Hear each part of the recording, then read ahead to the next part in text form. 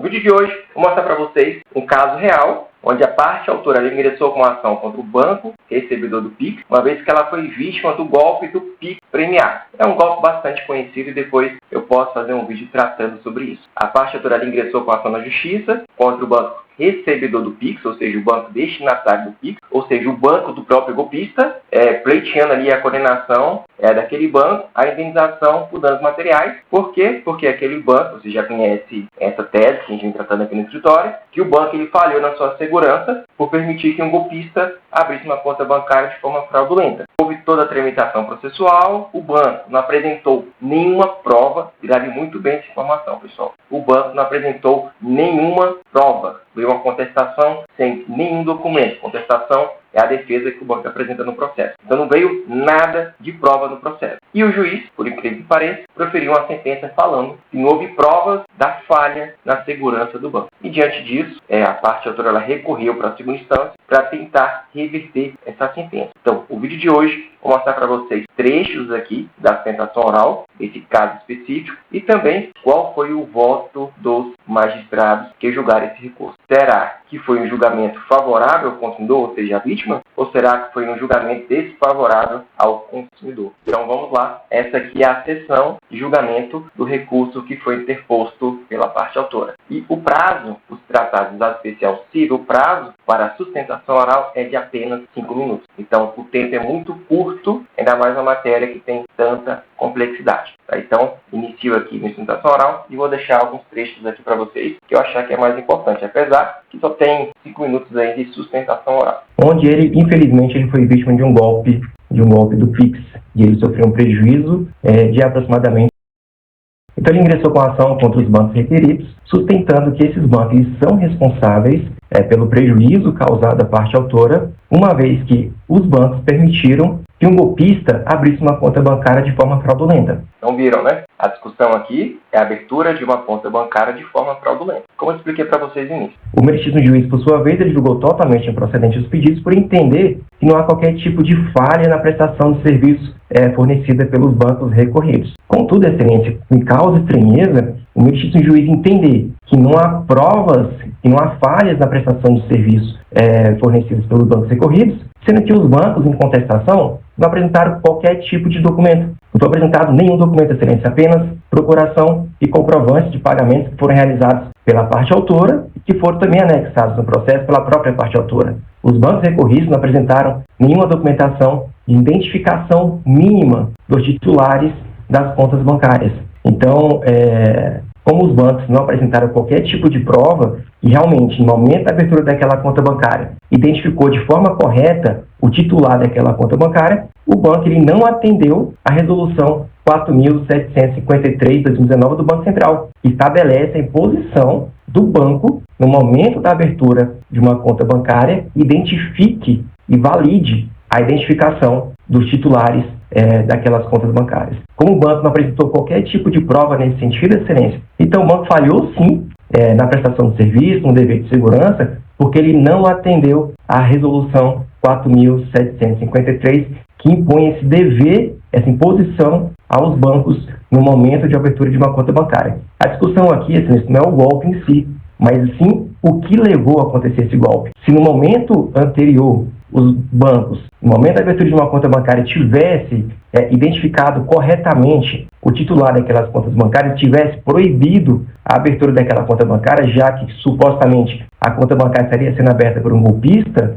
não existiria esse golpe. Então o golpe só foi concretizado por uma falha na segurança dos bancos recebedores dos PIX, os bancos destinatários dos PIX, porque não atendeu a resolução 4.753 no seu artigo 2º, no seu artigo 4º, que estabelece que devem se identificar corretamente o titular da conta bancária. Nos autos foram citados inúmeros julgados de diversos estados aqui do Brasil, onde tem reconhecido que é uma obrigação, sim, do banco recebedor do PIX, no momento da abertura de uma conta bancária, identificar corretamente o titular daquela conta bancária. E não só os jurisprudência majoritária do tribunal nesse sentido, como também tem os julgados do STJ também nesse sentido, excelência, que é o julgado recurso especial 2052-228-DF e também o recurso especial 2124-423 de São Paulo. Vou fazer a leitura aqui do voto, que eu já expliquei para vocês em outro vídeo. Se vocês não sabem do que eu estou falando, vou deixar aqui na descrição,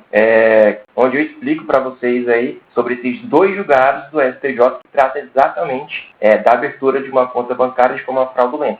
Então, a parte autora, excelência, ela pede que seja reformada totalmente a citada sentença para julgar totalmente procedentes os pedidos formulados na petição inicial, para condenar os requeridos a pagarem a título de danos materiais. Agradeço mais uma vez a atenção de todos. Então, gente, gravou a informação, né? Qual é a discussão aqui? A abertura de uma conta bancária de forma fraudulenta, tá? Total ausência de provas na contestação que foi apresentada pelo banco. O banco não juntou nenhuma prova. Então, lembre-se disso, que agora vai ser o voto dos magistrados. Aqui são magistrados porque é um recurso que foi interposto em sede de juizado especial civil, então não são desembargadores, tá? Mas atente a isso. A discussão é a abertura de conta bancária e a ausência de provas, tá? E só mais um ponto. Quando o magistrado está proferindo o seu voto, só para esclarecer, o advogado não pode intervir no voto do relator do recurso, tá? Então, é por isso que, como advogado, até porque o voto do relator já está pronto, a gente, como advogado, tem que ficar calado e ouvir o voto, tá? Então, preste muita atenção no voto aqui do relator e vocês vão ver. Ô, Leonardo, não vejo aqui culpa, né? Responsabilidade dos bancos. Basta qualquer pessoa, para abrir uma conta, basta encaminhar os documentos pessoais, comprovante de endereço. Não há nenhum indício que essas verificações não foram feitas. O banco...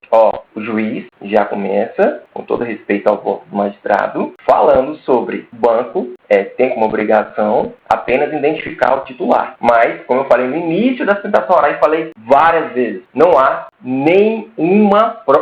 nada nesse processo. É só uma contestação totalmente genérica que o banco apresenta em todas as defesas. Mas não tem nada, não tem um RG, não tem um CPF, não tem nada. Mas o juiz, infelizmente, apesar da minha sustentação oral, que eu fiz questão de ressaltar isso várias vezes no meu recurso, deixei muito claro isso, que o fundamento do recurso era total ausência de provas. E você vê que o magistrado até começa tratando sobre que o banco tem a obrigação apenas de identificar. Só que no processo, o banco não identificou ninguém. Essa é a discussão, tá? Mas, infelizmente, vocês vão ver. Não tem como saber se a pessoa é estelionatária, se o documento é falso e que... Discordo, isso é mais uma falha do banco. Claro que o banco tem como saber, sim, se aquela pessoa que está abrindo aquela conta bancária é estelionatária. É para isso que a própria resolução 4.753, no artigo 2º e 4º, estabelece que o banco não é apenas receber aquele RG, aquele CPF e pronto, é a pessoa. Não, ele tem que acessar sistemas públicos,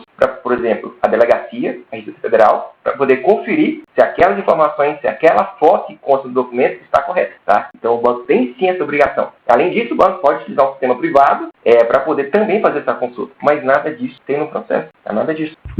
E não está nem sendo questionado aqui, então eu não vejo aqui nesse caso nenhuma ilicitude, falha, omissão, negligência dos bancos. Então meu voto é no sentido de manter a sentença e desprover o recurso. Ou seja, ele manteve a sentença que julgou improcedente. Mas entenderam, né? Veja que a discussão para o magistrado havia provas, apesar de não existir nenhuma prova, apesar de não existir qualquer tipo de prova no processo. Nada.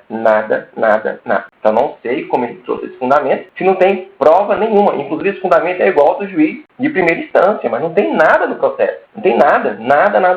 Doutor Fernando. Caso... Então, você vê aqui que esse juiz, ele entendeu que a minha discussão, acho que ele que entendeu, que a discussão é a abertura da conta bancária. Eu acho que ele entendeu, ou ele ficou na dúvida. Você vai ver, vocês vão perceber aí. Vou acompanhar o relato. Você via que parecia, deixa eu voltar um pouquinho. Vou acompanhar o relato. Ou ele iria mudar o voto. Só que, gente, é muito complicado. O juiz, quando ele vai, juiz ou desembargador, quando vai para essa sessão de julgamento, ele já tem o voto pronto. Já está tudo escrito ali, tá? E quem tem o voto pronto é o relator, que foi o primeiro que falou. Esse aqui é o vogal, tá? Então, é muito complicado. Você acha que o juiz, ele até poderia, será que ele conseguiria, no momento da sessão de julgamento, proferir um voto de cabeça, bem fundamentado, depois da minha sustentação oral, que deveria, claro, analisar o processo, analisar isso com mais calma ali e até poderia realmente trazer uma mudança de entendimento. Porém, me parece, com todo respeito aqui à posição do magistrado, é que realmente ele vai dar muito trabalho aqui para a gente fazer aqui para eu mudar meu voto.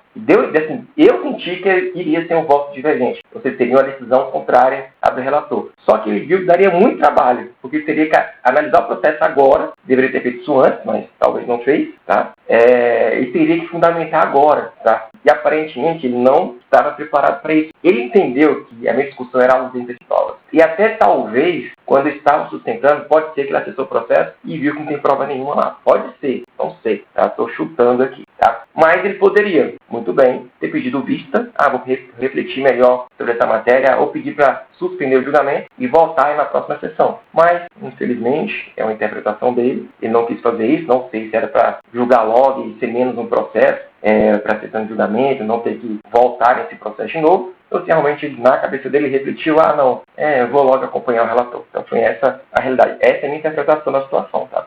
Na realidade, as transferências foram voluntárias. A discussão aqui do outro lado. Você vê que depois que ele ficou naquela dúvida e tal, aí o relator tem que explicar. A transferência aqui é voluntária. Sim, a transferência é voluntária. Momento algum, o autor se nega que transferiu o dinheiro. Momento algum. Transferiu, tal, foi enganado, etc. Momento algum. A discussão é, o golpe só existiu porque lá atrás o banco permitiu a abertura de uma conta bancária por um golpe. Então, nessa causalidade, por exemplo, nós temos um hoje... Mas ele está querendo aqui o recebedor. O banco recebeu o PIX. Não. Você viu? Você viu que ele queria mudar o voto? Mas já veio outro vogal. Ele está discutindo aqui. Até sei o que ele queria falar, acho que ele fala depois. Ele não está discutindo, ele ingressou com a ação contra o próprio banco. Quando o banco, por uma falha também na segurança do banco, permite que alguém acesse aí seu aplicativo e faça ali várias transferências que são incompatíveis com o seu perfil. Isso acontece mais quando é o golpe da falsa central de atendimento. Então o golpista acessa seu celular e realiza ali várias transferências em poucos minutos. Seja a matéria batida, realmente o banco originário, ou seja, o banco da vítima, ele é responsável por esse golpe, tá? Então tem que indenizar a vítima. Então, esse juiz vai explicar sobre isso. Não é aquela questão do perfil do consumidor, não é essa situação. Não, o que ele alega aqui é basicamente que o banco não teve cuidado ao abrir a conta. Que recebeu os valores. É um pouco diferente daquela situação do PIX. Tem um voto do Claudinei hoje nessa sessão que o nome do estelionatário é BV Financeiro. E ele tinha uma página na internet, BV Financeiro. A pessoa entrou na página e fez o pagamento. Acho que ele está falando aqui do site falso, de um banco e tal, mas inteiramente. Eu trouxe um caso, não tem nem... Você vê, o que eu estou falando para você, gente? Para o magistrado, para o desembargador, mudar o voto e já está pronto. Ou nesse caso aqui, nem voto tinha, que ele acompanha o relator, é muito difícil. Claro que eles têm essa capacidade, têm esse poder de argumentação, mas você acha que ele será que ele quer ter esse retrabalho de analisar e de, na hora aqui da sustentação oral, preferir um voto diferente? Vai ter que fundamentar, ninguém sabe tudo de cabeça, entendeu? Então a gente entende, realmente, a limitação de qualquer ser humano. Ninguém consegue, ainda mais na matéria nova, como esse caso que eu trouxe para o desembargador, parece que é a primeira vez que eles pegam um caso desse, dá para ver, né, que eles estão perdidos. Por mais que eu citei decisão na STJ, falei que tem decisões do Brasil inteiro sobre isso, e além disso, isso também está nas petições, mas é desconhecimento total da matéria. Tá? Então você acha que poderia, repito, poderia, tanto que não fizeram. Então vamos continuar. Bom, eu também vou acompanhar, doutor, muito obrigado, desprovido o recurso. Tá bom, é isso. Então é isso aí, minha gente. Vocês viram a realidade de um processo. Não são todos os magistrados, não são todas as turmas que têm esse entendimento. Inclusive, também tem turmas deste tribunal que têm um entendimento contrário ao deles, que já pegaram essa matéria em outros momentos e vem julgando que realmente, quando não há nenhum tipo de prova que o banco identificou corretamente o titular daquela conta bancária, que o banco vai ser responsável em ressarcir o prejuízo daquela vítima. Tá? Então, quis trazer esse vídeo para vocês aqui, para vocês entenderem o que pode acontecer também se você processar um banco. Você pode ganhar, repito, gente, ou vocês vão ganhar o processo, ou vocês vão perder o processo. É simples assim. Não tem outra situação, não tem como ninguém garantir para vocês o que vai acontecer. Você pode ganhar o processo, seu processo pode cair numa vara que entende favorável ao seu caso, o banco pode recorrer para a segunda instância, vai cair talvez numa turma que julgue favorável e você vai ganhar o processo. tá? Ou pode ser que ocorra o inverso. Pode ser que você ganhe até na primeira instância, que é o juiz que profere a primeira sentença, o banco recorra para a segunda instância e você perca o processo na segunda instância. Ou pode ser que você perca na primeira instância e perca também na segunda instância. Não dá para cravar o resultado. Vocês viram aqui a realidade do que pode acontecer no processo? Está muito claro para vocês? Então, você é uma pessoa leiga que não tem conhecimento jurídico. Pela minha explicação aqui, que eu mostrei, não tem provas nenhuma da abertura da conta bancária. Quando eu expliquei, você já tem conhecimento também, que o golpe aqui que a vítima sofreu só existiu porque aqui atrás o banco permitiu que o golpista abrisse uma conta bancária. Gente, é lógica, é lógica. Eu não consigo entender por que tem magistrados que não conseguem entender a lógica. Não precisa nem entender fundamento, nem leis. É lógica. Se lá atrás o banco tivesse impedido a abertura de uma conta bancária, não existiria esse golpe. É simples assim. Está aqui o nexo de causalidade. Lá atrás, abriu uma conta bancária e por essa razão você sofreu o golpe. A vítima sofreu um golpe. Por que hoje tem milhares de casos de golpes envolvendo aberturas de contas bancárias, envolvendo PIX, etc. Por conta dessa facilidade aqui. Por que antigamente não tinha tantos golpes na internet envolvendo transferências bancárias? Porque o golpista tinha que ir lá no banco, lá na agência, mesmo com documentação falsa, mostrar a cara dele. Ó, tá aqui, eu quero abrir essa conta bancária com esse documento falso aqui. Então, um gerente ali mais cauteloso iria conferir aquela documentação, iria ver se a documentação é falsa. Isso na polícia. Tá? Então, antigamente, era muito raro isso acontecer, porque o golpista tinha medo de ser preso. Entendeu? Se fosse preso também não dá nada também pra ele. Mas tinha medo de ser preso. Entendeu? Por conta disso. Tá? Por isso que hoje não. Hoje a pessoa abre uma conta bancária através de um aplicativo, através da internet. Em poucos minutos. Gente, é muito simples abrir uma conta bancária, colocando qualquer dado. Você pesquisa na internet, você consegue achar o CPF de qualquer pessoa. Então, acha o CPF, acha o nome completo, acha a filiação, acha endereço, consegue tudo pela internet. Tá tudo lá. Então, qualquer pessoa consegue abrir uma conta bancária de forma fraudulenta só cadastrando os dados. Tá? Então, isso que acaba acontecendo. Então, é mais um vídeo para mostrar para vocês a realidade nua e crua do que pode acontecer no processo. Tá? Aqui, nesses vídeos, eu quero mostrar para vocês tudo o que pode acontecer. Tá? Independente se você vai ou não ingressar com a ação na justiça, é isso aqui que pode acontecer. Tá? Pode ganhar, pode perder o processo. Tá? Não estou aqui para contar apenas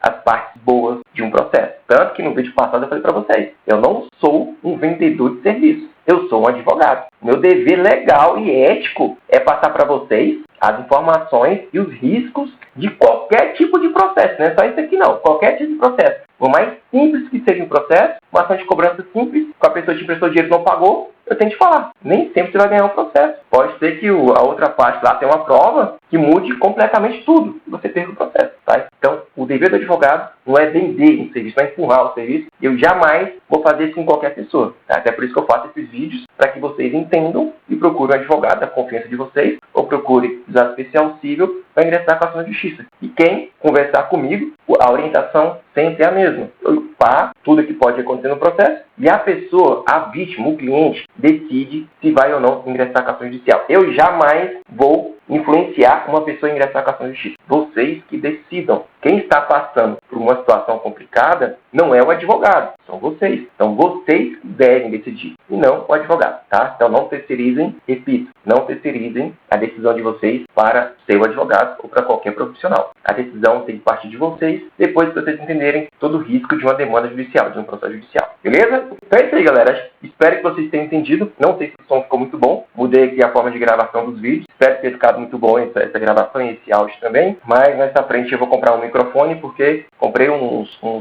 novos acessórios aqui para melhorar a gravação, mas está pendente ainda o microfone. Então, talvez nos próximos dias eu apareça aí com o microfone também. Beleza? Então é isso aí. Um grande abraço a todos e até a próxima. Não vou pedir para curtir, para compartilhar, para se inscrever, porque o momento que eu tenho mais constrangimento e vergonha é pedir para alguém seguir, se inscrever ou compartilhar o vídeo.